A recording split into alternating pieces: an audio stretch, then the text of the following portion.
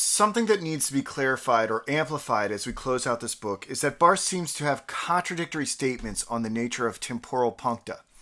On the one hand, every photo seems capable of catching the essence of the self and therefore giving us the sense of interacting with a specter.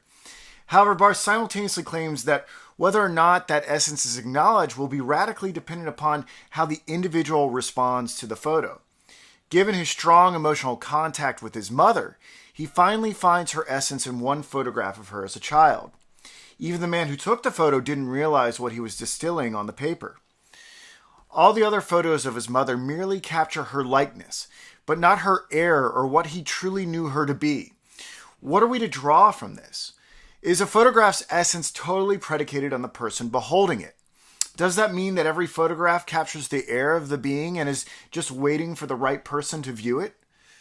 Perhaps because the temporal punctum of a photograph cannot be discerned by everyone, maybe this allows for the formal punctum to have a unique role again. The formal punctum would be that available for all, and the temporal punctum may be something we supply to the photograph as the result of our own personal feelings. That seems like a plausible enough explanation until in chapter 46, Barthes starts speaking of the image or that which has been coinciding with the truth and the essence of a photograph. Perhaps we ought to retain the original idea that every intriguing photograph has a temporal and a formal punctum, but the essence is something projected onto the image later by an emotionally invested individual who can discern the air of the subject. Let's do a little inventory. All these layers of likeness and essence make things a little complicated. So one, we can have photographs that contain the formal punctum and the studium. Since they have a referent, the temporal punctum will be there as well, giving us a sense that the subject is both alive and dead. We don't know if this photo captures the subject's essence, since that is something left up to the spectator ultimately. At the very least, we can say that this photo is good and advenes, thus setting us off on adventure. Now, two, what if we can discern the essence or air of the being in this photograph? It would seem that we have the most intense attachment to these types of photos. Okay, let's start removing layers. Three, what if we took away the formal punctum and the temporal punctum and the discerned air were still there? I'm not sure that there is much change in the photo's appreciation if we care about the subject. There seems to be enough going on here for us to be wholly engaged. It is not clear if we will even care about a missing formal punctum. And four, what if there is no discernment of essence and there is just this duality of studium and temporal punctum? To the attuned spectator, that may be enough to set off adventure. I can look at these critiques positively and also negatively. On the one hand, it seems that with the right education, one can find nearly any photo involving a subject to be intriguing.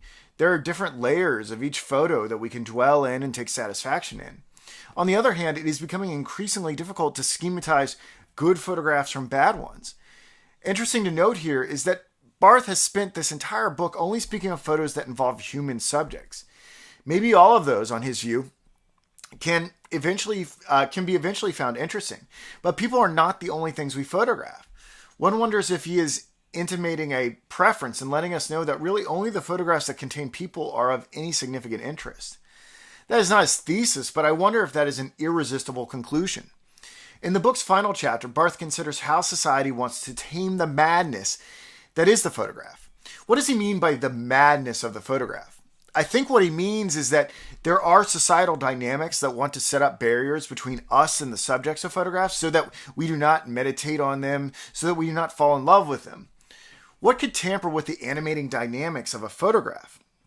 He says the urge to turn photography into an art, like painting with its exhibitions and rules, does a great deal to domesticate and tame what is palpable and wild in a photograph. The other way to tame a photograph is to make it not match up to our reality.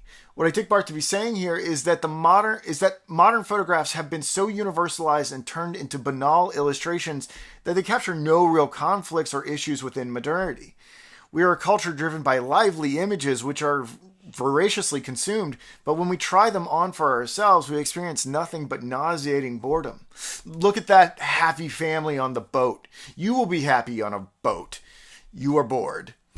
Photography must either be a participant in creating this hollow dream world or radically absolutizes itself to reality again.